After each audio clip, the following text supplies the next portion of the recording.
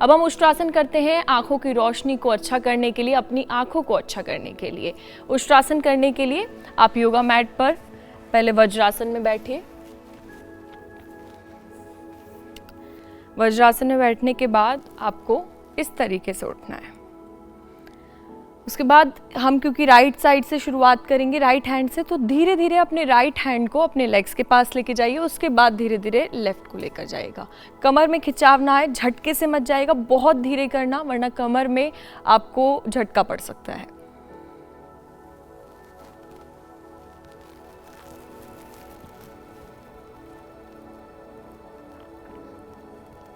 अपनी एंकल को अपने हाथों से ग्रैब कर लीजिए।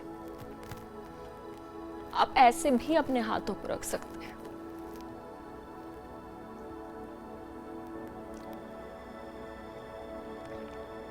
इस पोजीशन में होल्ड करिए।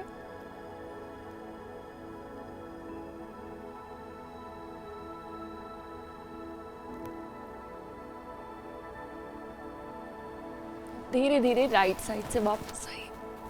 उसके बाद लेफ्ट वज्रासन में बैठकर उसके बाद आप बाल आसन में आइए। क्योंकि आपने अभी इतनी ब्रेथ बहुत तेज़ ली है, आपने सांसें आपकी डिसबैलेंस हो सकती है, तो आपको तुरंत उसके बाद बाल आसन में आ जाना है।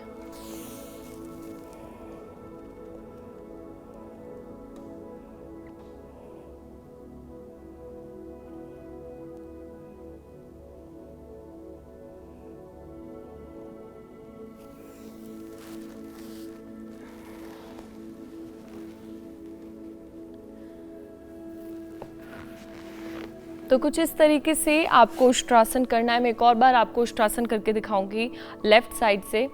तो उष्ट्रासन करने से आपकी नज़रें तो अच्छी होंगी ही, इसी के साथ जब मैं उष्ट्रासन के उस पोजीशन में थी, कैमल पोज में थी, तो आपने फील किया होगा जब आप ये पोज करेंगे तो आप ये फील करोगे कि आपकी कमर पर भी असर पड़ रहा है। और आपके जो हाथ हैं, किसी किसी की शोल्डर की स्ट्रेंथ काफ़ी ज़्यादा कमज़ोर होती है, इस वजह से चीज़ें उठाने में और उनको काफ़ी ज़्यादा दर्द होने लगता है, मेहनत नहीं हो पाती। तो इसके लिए आपकी शोल्डर स्ट्रेंथ काफ़ी ज़्यादा अच्छी होगी, आपके जो हाथों में ताकत आएगी। और अगर आप किसी से पंजा लड़ाएंगे तो हारेंगे नहीं, आप किसी से भी पंजा लड़ा सकते हैं, आपके हाथों में अच्छी स्ट्रेंथ आएगी। तो एक तीर से काफ़ी ज़्यादा निशाने आप लगा सकते हैं उष्ट्रासन करके। चलिए एक और बार उष्ट्रासन करते हैं। और उष्ट्रासन जब आप करें, जितना आपसे बन पा रहा है आप उतनी देर तक होल्ड करिए इस आसन को। जितना आप होल्ड करेंगे उतना अच्छा रहेगा। और धीरे धीरे सांसें लीजिए, सांस लीजिए, सांस छोड़िए, सांस लीजिए, सांस छोड़िए। इसको आप ज़रूर करते रहिएगा। कंट्रोल नहीं करना आपको, सांस रोक कर नहीं रखनी आपको। चलिए एक बार लेफ्ट साइड से करते हैं।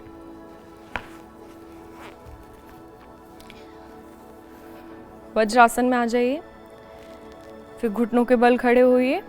उसके बाद राइट हैंड को पीछे लेके जाइए धीरे धीरे। उसके बाद लेफ्ट, एक पॉइंट पर देखिए।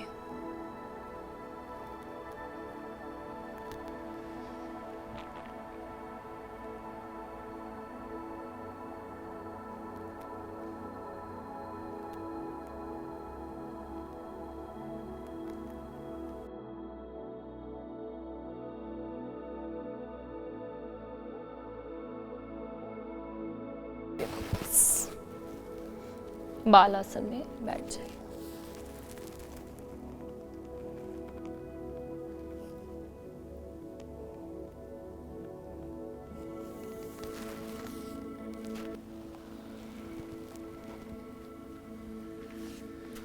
उष्ट्रासन के बाद जब मैं बाल आसन में आ रही हूँ, ये करना आपको बहुत ज़्यादा ज़रूरी है। क्योंकि अगर आप तुरंत उष्ट्रासन के बाद कुछ और करने लग जाएं, कोई और आसन करेंगे या बैठ जाएंगे, तो आपको रिलैक्स फील नहीं होगा। क्योंकि जब हम उष्ट्रासन में थे, जब हम उस पोजीशन में थे कैमल पोज में, तब हमारी सांसें बढ़ती चली जाती हैं।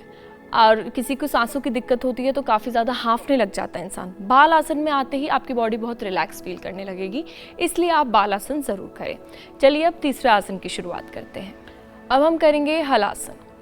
हलासन भी आँखों के लिए काफ़ी ज़्यादा अच्छा है। क्योंकि जैसे हमने उष्ट्रासन किया, चक्रासन किया, उसमें हम एक पॉइंट पर देख रहे हैं, हमारी नज़र सिर्फ एक पॉइंट पर है, जिससे नज़र अच्छी होती है, जो कमज़ोरी है नज़र की वो दूर होती है। इसी तरीके से, इसी प्रकार से आपको हलासन करना है। हलासन से भी आपकी नज़र कमज़ोर नहीं होगी और अच्छी होगी, बेहतर होगी नज़र। तो नज़र को बेहतरीन बनाने के लिए हलासन की बिना किसी देरी के शुरुआत करते हैं। हलासन के लिए आप योगा मैट पर लेट जाइए।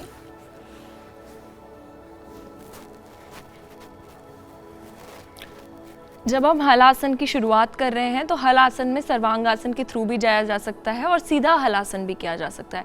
तो पहले मैं आपको सर्वांगासन के थ्रू हलासन में जाना सिखाऊंगी। इससे आप 2 आसन साथ में कर सकते हैं।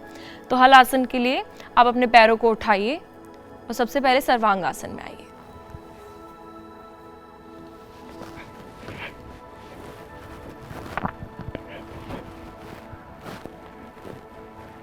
थोड़ी देर सर्वांगासन को होल्ड करिए। अपनी कमर पर हाथ रखिए ताकि आप इस आसन को होल्ड कर पाए।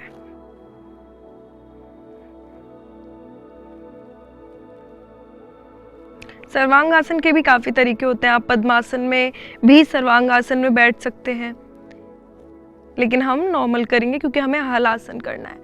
और एक पॉइंट को आप देखिए सर्वांगासन में भी, अपने टोस को देखिए, कोशिश कीजिए, वरना ऊपर एक पॉइंट कोई भी आप देख लीजिए जो आपके सामने हो, छत पर या ऊपर, जहाँ पर भी आप आसन कर रहे हैं, सिर्फ उसको देखिए।